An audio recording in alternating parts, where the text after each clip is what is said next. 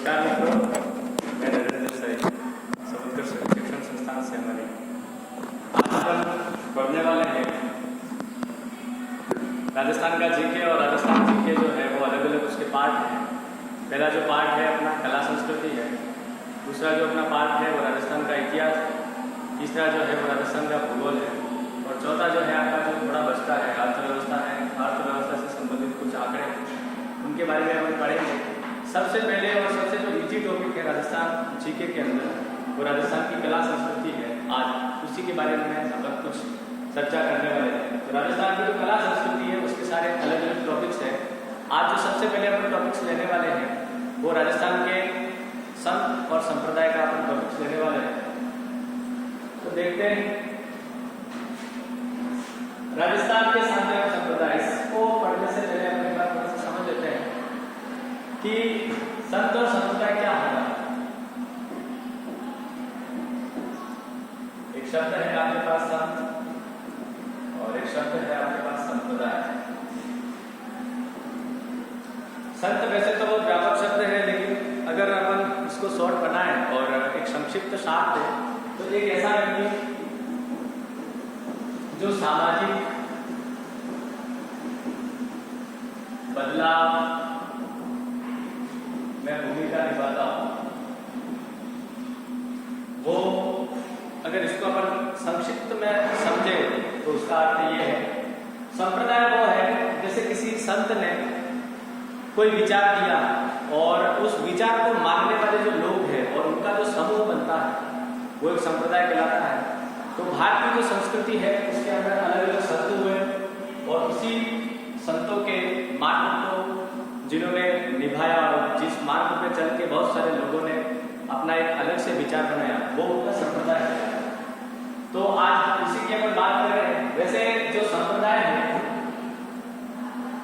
वो 3 प्रकार के हैं। पहला जो संप्रदाय है वो सगुण संप्रदाय है, दूसरा है निर्गुण, और तीसरा जो संप्रदाय है वो मिश्रित है। यानी कि दोनों का जो मिश्रित जो रूप है वो मिश्रित संप्रदाय कहलाता है। सगुण संप्रदाय अगर आसान भाषा में समझे तो भगवान को जो साकार मानकर जो पूजा करते हैं,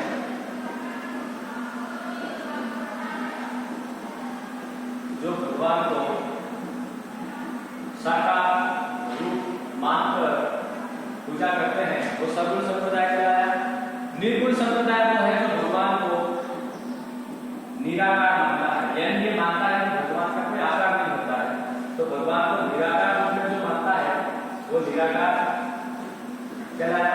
मिश्रित जो है जो साकार भी है और निराकार भी है, जिसकी ऐसी धारणा है कि भगवान निराकार भी होते हैं साकार भी होते हैं, तो वो मिश्रित में आया। तो साकार प्लस निराकार ये जो दोनों जब मिलते हैं तो मिश्रित है। अब ऐसे सगुण में बहुत सारे संप्रदाय आते हैं, गुण में भी बहुत सारे संप्रदाय हैं और मिश्रित में भी बहुत अलग अलग जो संप्रदाय हैं। यदि अपन सगुण की बात करें तो सगुण में जितने भी जो कृष्ण जैन जो वैष्णव जो संप्रदाय हुए हैं वो सारे के सारे सगुण में आते हैं। जैसे इसमें अपन माने तो वल्लभाचार्य का जो संप्रदाय है, जो वल्लभाचार्य जो हुए उनका जो संप्रदाय है वो निम्बकाचार्य,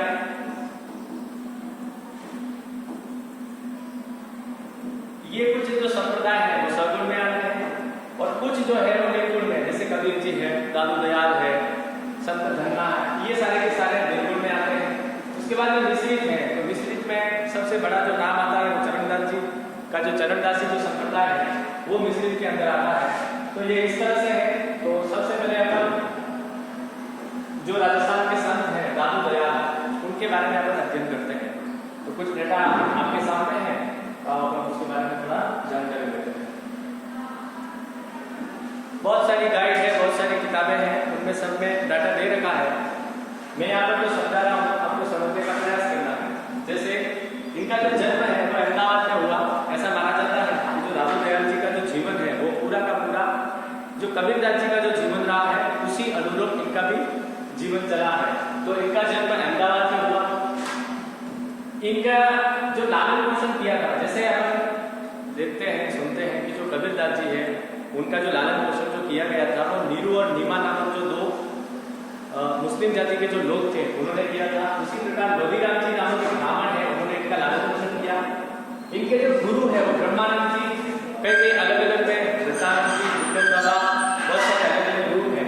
उसके बाद में शुरुआती दिनों में ये सांबर में रहे थे, कालांतर में ये आमेर में रहे। तो सांबर जो क्षेत्र है अपना जयपुर के पास वाला, वहाँ ये सबसे पहले आते हैं और यहाँ अपना निवास बनाते हैं। तो इनकी जो मुख्य पीठ है वो नरेना जयपुर में स्थित है। उसके बाद इन्होंने निर्गुण भक्ति का संदेश दिया। अभी थोड़ी देर पहले इन्होंने समझा था कि सगुण, निर्गुण, मिश्रित, तो इन्होंने जो सबसे जिसका संदेश दिया जो भक्ति है, तो वो कौन सी भक्ति है? वो है निर्गुण भक्ति। तो निर्गुण भक्ति के बारे में आप पहले समझ चुके हैं। दादू दयाल जी को राजस्थान का कबीर कहा जाता है। ये जो बात है मैं पहले आपको बता चुका हूँ कि जिस तरह से कबीर जी का जो जन्म हुआ है और जिस तरह की उनका जो जीवन है, उसी प्रकार इनका राजस्थान का कबीर इन्हें कहा जाता है। दादू दयाल जी ने अपने उपदेश ढूंढाड़ी भाषा में दिए थे। जितने भी संत हैं और बहुत सारे जो महात्मा हैं, अपन देखते हैं कि यदि कोई नेता भी हो और अगर वो अपने विचारों को किसी दूसरे व्यक्ति तक पहुंचाना चाहता है तो वो उस लोकल भाषा को प्रयोग में लेता है। तो अधिक लोगों तक पहुंच बनाने के लिए इन्होंने भी क्या किया कि इन्होंने ढूंढाड़ी भाषा में जो ढूंढाड़ का क्षेत्र है, यानी अपना जयपुर, दौसा, ये जो जयपुर के आसपास का जो क्षेत्र है ये ढूंढाड़ कहलाता है। और इस ढूंढाड़ की क्षेत्र की जो भाषा है वो ढूंढाड़ी है। तो ढूंढाड़ी भाषा में इन्होंने संदेश दिए। सत्संग स्थल है, इनका जो सत्संग स्थल है वो अलग तरीका कहा जाता है। अलग अलग महापुरुष हुए, अलग अलग जो लोक देवता हुए, उन सब के जो सत्संग स्थल है वो सारे के सारे अलग है। उसी प्रकार इनका जो सत्संग स्थल है वो अलग तरीका कहलाता है। इन्होंने निपंग आंदोलन चलाया था। जितने भी संत हुए, किसी का भक्ति आंदोलन है, किसी का शक्ति आंदोलन है, किसी का दासी जो संप्रदाय है उसका जो मंदिरों में प्रवेश को लेकर आंदोलन है। उसी प्रकार इन्होंने एक आंदोलन चलाया था, निपंग आंदोलन, यानी एक ऐसा आंदोलन जो बिल्कुल छुआछूत रहित हो और सारे लोगों को मिश्रित मानकर हिंदू मुस्लिम एकता को जो बल देता है, निपंग आंदोलन है। एक बात यह है कि आगरा के राजा भगवत दास ने 1585 ईस्वी में दादू दयाल जी की मुलाकात फतेहपुर सीकरी में अकबर से करवाई थी। अकबर बहुत इनसे प्रभावित था और जब इनके सच्चे हो रहे थे तो अकबर ने सोचा ऐसा कौन से है, उनसे मैं मिलना चाहता हूँ। तो उस समय उनकी मुलाकात करवाई थी। आगे के जो राजा है भगवत दास जी, उन्होंने 1585 में इन्होंने इनसे मुलाकात करवाई थी। तो ये थोड़ा सा अपन देखते हैं कि कहाँ करवाई, फतेहपुर सीकरी, और किसने करवाई? अकबर से। और कौन करवाने वाला था? तो राजा भगवत दास। और ये जो राजा है ये आगरा के राजा है। तो कब करवाई? तो 1585 में। दादू पंथ के जो मंदिर है ये दादू द्वारा कहा जाता है। तो अपनी जो एक राजस्थानी भाषा है, अपन मंदिर कहीं जाते हैं तो द्वार या द्वारा कहते हैं, तो उसी प्रकार इनका जो मंदिर है उसे अपन दादू द्वारा कहते हैं। यहाँ पर दादू दयाल का जो ग्रंथ है वाणी की पूजा होती है। जितने भी निर्गुण जो संप्रदाय अपन पढ़ेंगे उन निर्गुण संप्रदायों के अंदर वो किसी भगवान की मूर्ति की पूजा नहीं करते, लेकिन उनकी कुछ पुस्तकें हैं, उन पुस्तकों को वो बहुत सम्मान देते हैं और उन पुस्तकों की जरूर पूजा होती है। तो इसी प्रकार जो दादू दयाल जी की जो ग्रंथ है, जो पुस्तक है, उसे वाणी कहा जाता है और उसी वाणी की यहाँ पूजा की जाती है।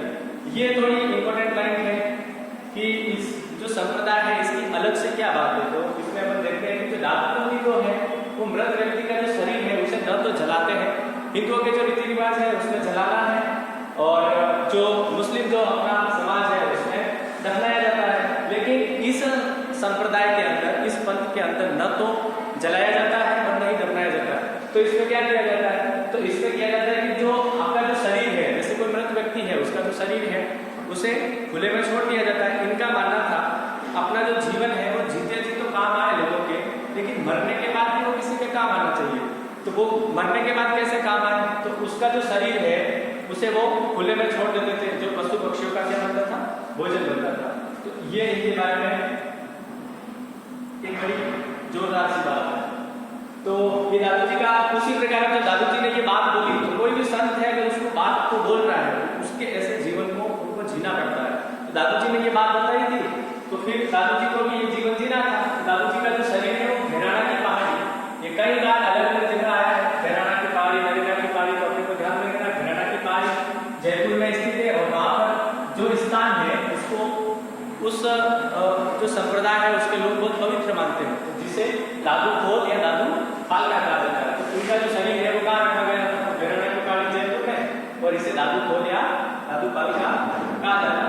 इनके जो प्रमुख शिष्य है 52 शिष्य हैं, जिन्हें 52 स्तंभ कहा जाता है।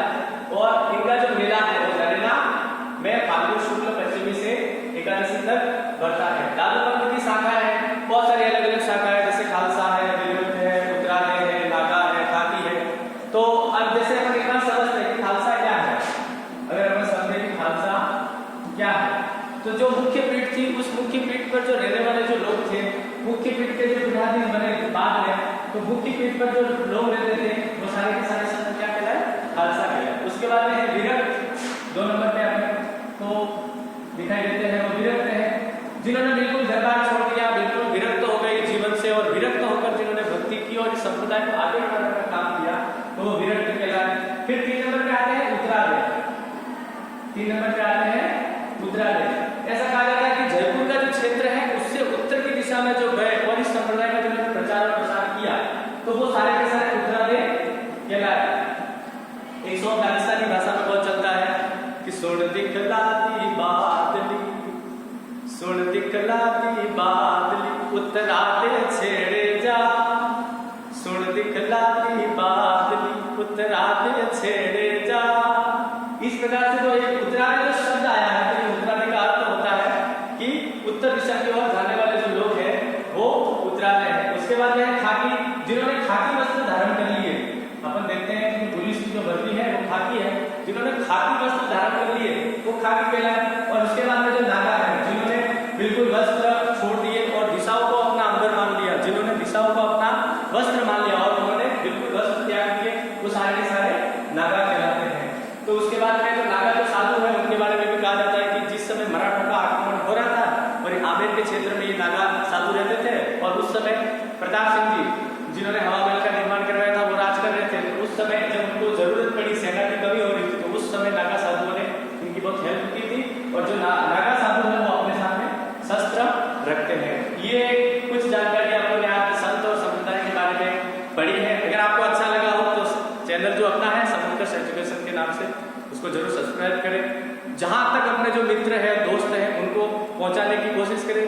देखिए, छोटे लोगों की एक बड़ी कामना होती है, छोटे से लोग हैं लेकिन कामना सपने बहुत बड़े हैं।